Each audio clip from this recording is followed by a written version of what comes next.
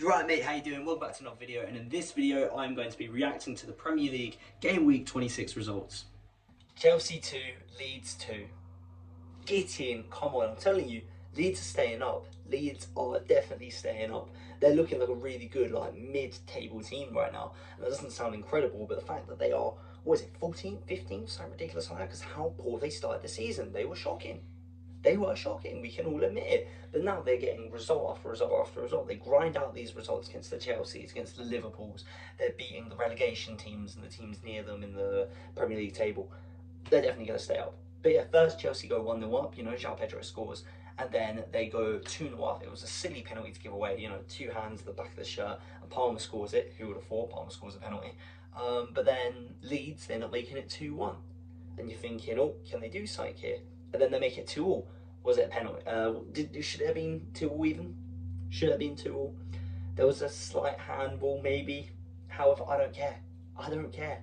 It is 2-2 at that point to Leeds. But right at the end of the game, even though Chelsea could complain, oh, we drew 2-2, maybe the goal shouldn't have been allowed, maybe it should have been disallowed.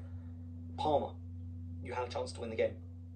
They had a chance to win the game. They cannot complain. Palmer's miss is one of the worst misses I've seen all season. That should have been 3-2 right then, but it wasn't 3-2. And yeah, it's not good enough for Palmer, and it's not good enough for Chelsea. It's not good enough for Chelsea, because Chelsea were 2-0 up, and then they drew this game 2-2. But fair play to Leeds. What was my prediction? I thought it was going to be a 2-1 win to Chelsea. I don't care I got it wrong though. I do not care that I got it wrong. Come on, Leeds.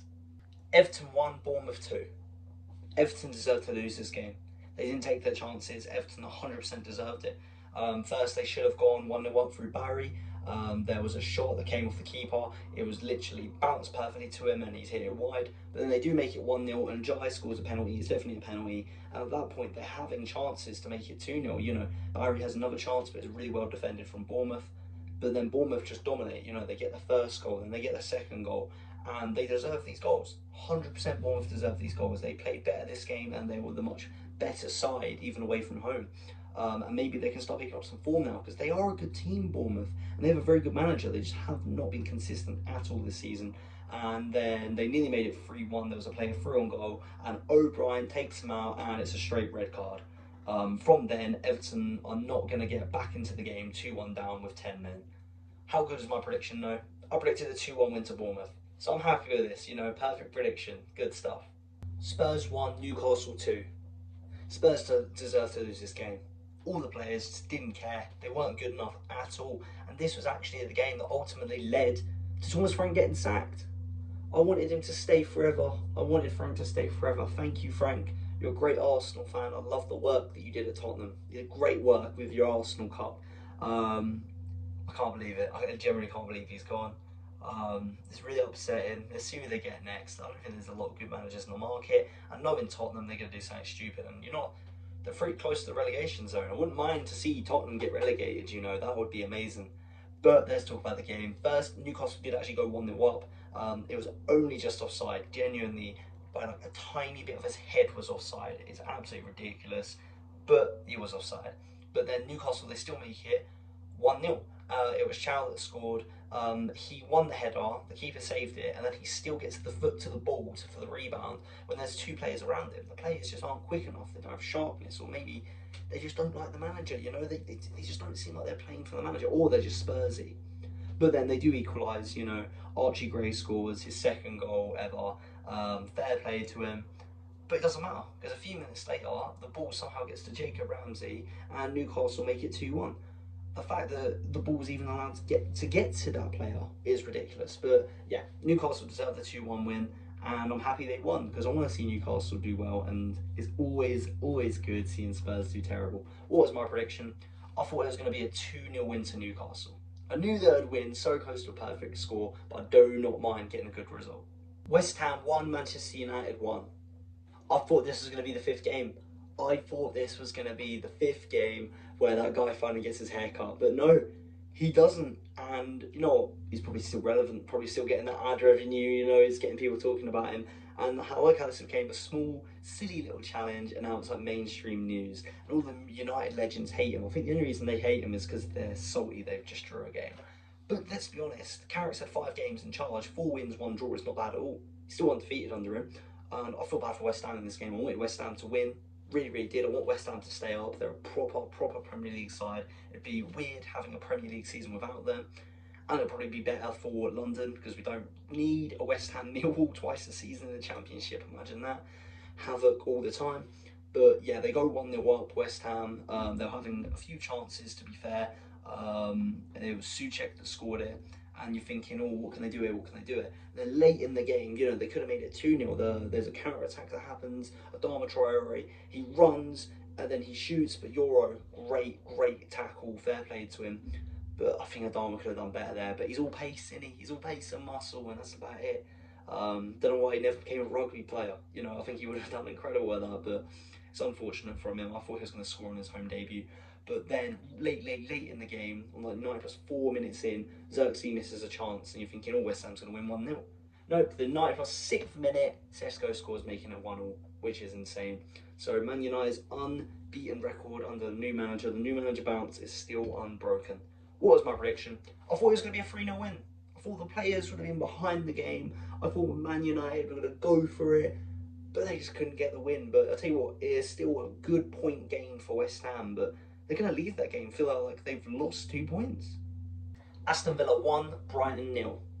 This game is a big game for Aston Villa if they want to get Champions League football next season. And it's a big win. It is a big win. It's a very late winner.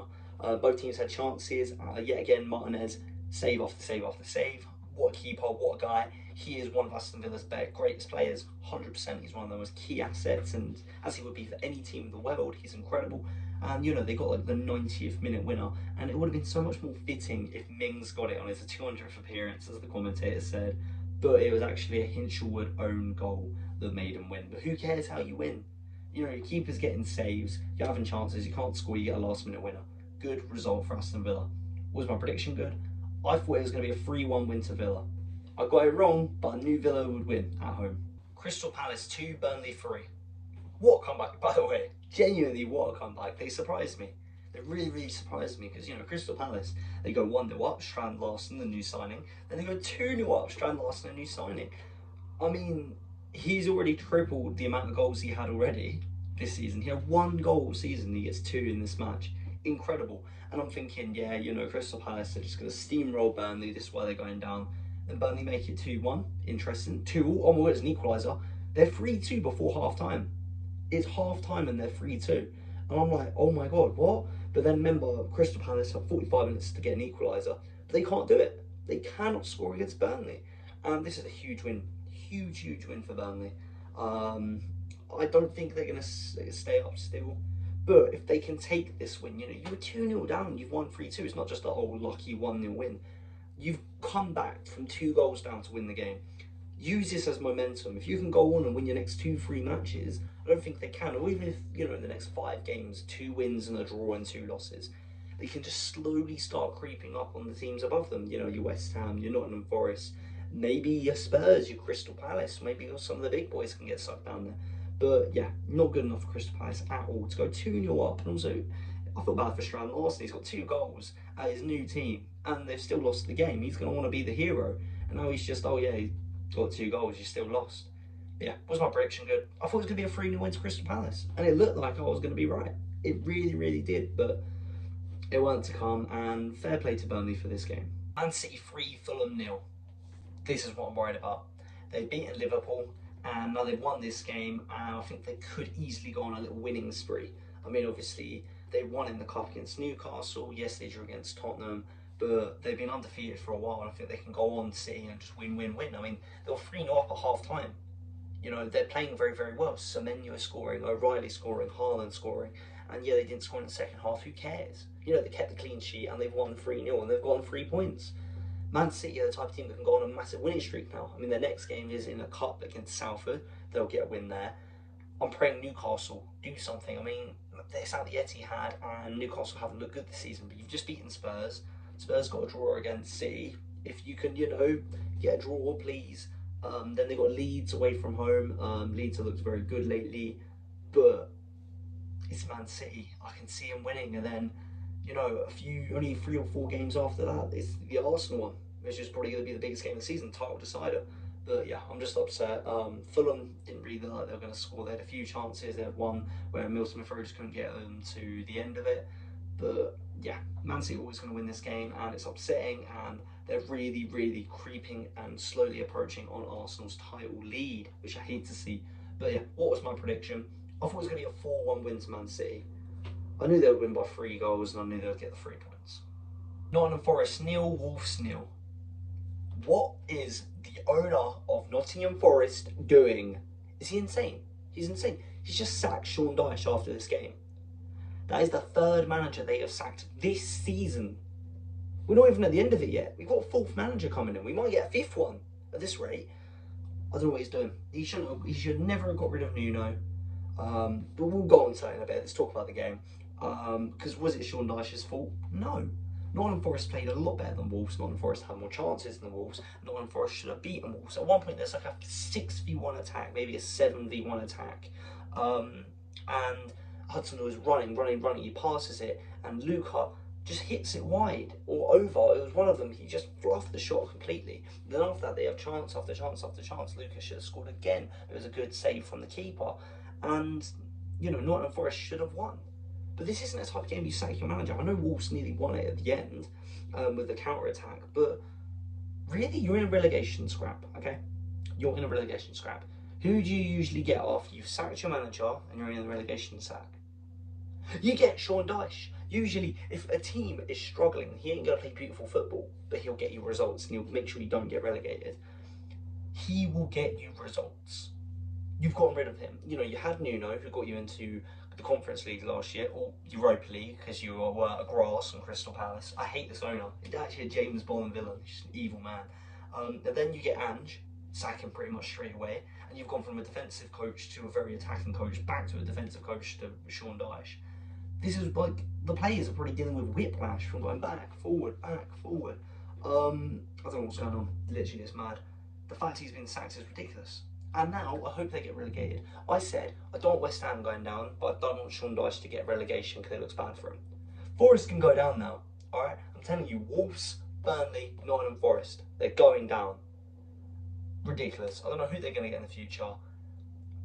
It's just dumb. You know, they haven't lost the game in a while, Nottingham Forest. Nottingham Forest are playing quite well. Yeah, they're not winning every game, but they're picking up draws here and there. They would have survived with Sean Dyche. Now, I'm not so sure. What was my prediction? I thought it was going to be a 1-1 draw. I thought they were going to draw. Would I have sacked Sean Dyche? No, because I'm not an idiot. Sunderland 0, Liverpool 1. It's happened. It's actually happened. Sunderland have lost at home. I thought they was going to go a whole season. Genuinely, their stadium has been so good. I mean, you know, they got a draw against City. They got a draw against Arsenal. But Liverpool, the title holders, are the team to do it. And, you know, the whole team played very well. I mean, they scored from a set piece, they scored from a corner. Very close was the Sunderland player to getting it off the line, but it just bounced off the top of his head and he couldn't control it. But it goes down as Van Dijk's goal. And yeah, Liverpool deserve to win this game. They have more chances, and to be fair, they defended well. Konate, to be fair, played very well, and he's had some very bad games this season. But Liverpool, it's a good win for them, because I feel like a lot of people would have thought there was going to be a draw here, maybe a win to Sunderland, just because Sunderland have not lost here. And obviously last week is a good way of bouncing back. They lost 2-1 when they were 1-0 up with like 15-20 minutes left, and now they've gone on and won. So it's going to be a very big win for their fighting chances of a Champions League spot next season. What was my prediction? I thought it was going to be a 2-1 win to Sunderland. I thought Liverpool were washed, but maybe there's more to this tale than first led on. Brentford 1, Arsenal 1.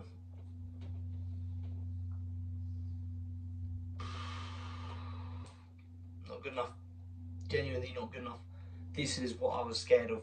Man City have won this game week, and we have dropped points. It's now 4 points, and if they beat us at the Etihad, that's 1 point. Can we go on and keep winning? Hopefully. We just weren't good enough today. Generally, we were poor.